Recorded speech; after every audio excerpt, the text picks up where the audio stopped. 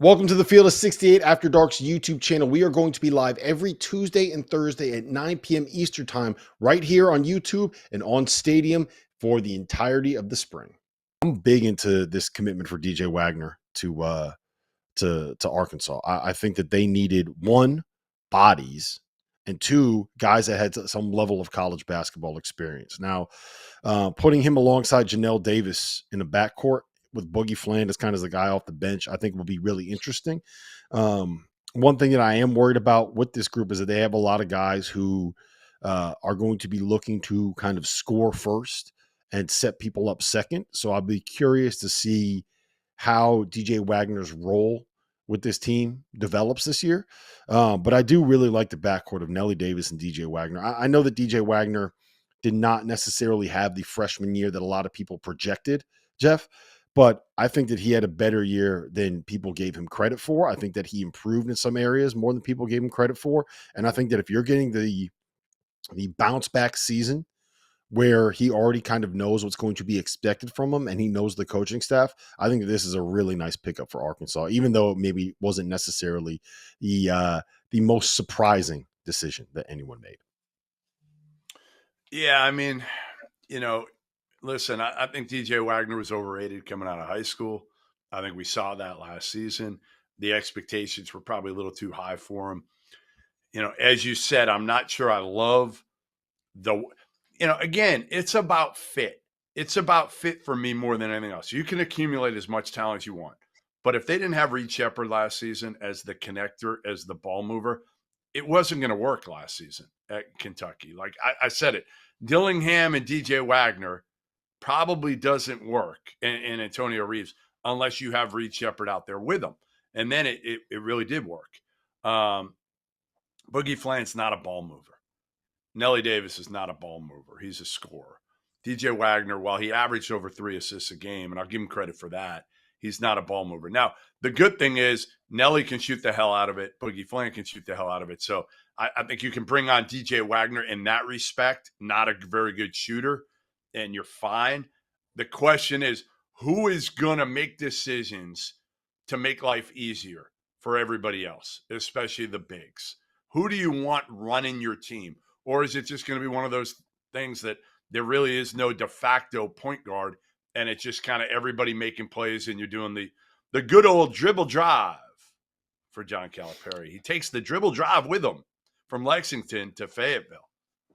Well, first of all, they didn't run the dribble drive last year, but I think that DJ can. This is probably going to be the dribble drive. They didn't run it because they have Reed Sheppard.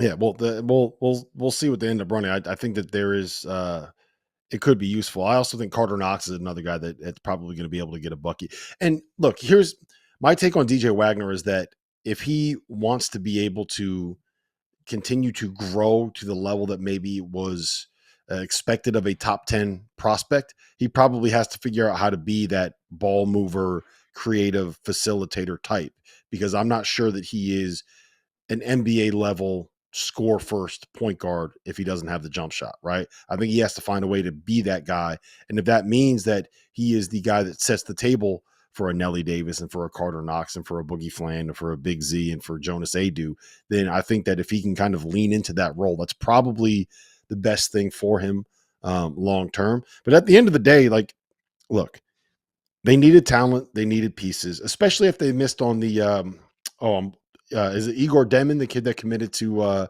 BYU? What do you make of him, by the way? 6'7" lead guard, potential lottery pick, Russian kid going to BYU. I had an NBA guy tell me he is an absolute stud. 6'8", athletic, kind of lead guard, combo guard. And I think that's kind of what, to me, if you're John Calipari and Arkansas, you're missing here, right? You get him, it's a different ball game. I don't know who else. Maybe there's somebody else still on the board internationally that Arkansas can pull. I think they'll get one more player added to this roster. But to me, that's what you needed. You needed a guy like that who can kind of run a team, make good decisions with size, that plays a mature game, that, again, can set up the DJ. Like, I just don't want – I want somebody to make life easier for Wagner and Nelly Davis. And obviously for Boogie Flan, who's a freshman, guard, combo guard is really what he is. Yeah, I think that's why the addition of Wagner is important. And again, Igor Denman committing to BYU. That's another player where you have these 18 and 19-year-olds coming over from Europe. They're talented and they're promising, and it's going to be a level of adjustment for all of them. Ask Mick I do think ask Mick Cronin how that went. Yeah, I do think that it is a great way for coaching staffs to be able to bolster a roster. I get a little bit concerned when I see you going overseas to bring somebody in, hoping that that's going to be someone that can change your roster, if that makes sense, right? I think that if you're adding a piece here and you're adding a piece there and you're looking for someone that maybe is going to be there for 2 years, that's probably your best bet. If you're trying to get these one and dones that are future lottery picks that are coming over because you can make more in NIL than they would have been making for one of the pro teams that they could play for overseas, that's when it's a little bit concerning. Thanks for watching the Field of 68 After Dark. Make sure to hit that like button.